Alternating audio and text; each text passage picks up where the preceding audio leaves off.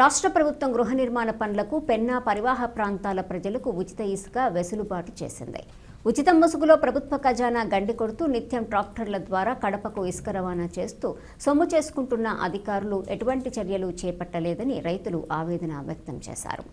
సిద్ధవట మండలంలోని ఉక్కాయపల్లె పెన్నా నది నుండి నిత్యం కడపకు అక్రమంగా ట్రాక్టర్ల ద్వారా ఇసుక రవాణా చేస్తూ ఒక్కో ట్రాక్టర్ 6,000 విక్రయిస్తూ సొమ్ము చేసుకుంటున్నారని, ప్రతిరోజు 50 ట్రాక్టర్లకు పైగా అక్రమంగా ఇసుక రవాణా చేస్తూ దళారీ వ్యవస్థగా మారిపోయిందని, మా పంట పొలాలు పరిసర ప్రాంతాల్లో ఇసుక గోతులు తీస్తూ ఇసుక తరలింపు చేస్తున్నారని, భూగర్భ జలాలు అట్టడుగు తరలిపోతున్నాయని, అధికారులు పంట పొలాలు దృష్టిలో పెట్టుకుని అక్రమ ఇసుక రవాణా అరికట్టాలని రైతులు తెలిపారు. అక్రమ ఇసుక రవాణాపై సిద్ధవట మండల తహసీల్దార్ ఆకుల తిరుమల బాబు వివరణ కోరగా, మాచుపల్లి పెన్నా నది నుండి అక్రమ ఇసుక రవాణా జరగకుండా రహదారి తొలగింపు చేపట్టామని, ఉక్కాయపల్లె పెన్నా నది నుండి అక్రమ ఇసుక రవాణా తరలింపు జరగకుండా జేసీబీ యంత్రంతో రహదారి పూర్తిగా తొలగింపు చేపట్టి అక్రమ ఇసుక రవాణా అరికట్టేందుకు చర్యలు తీసుకుంటామన్నారు.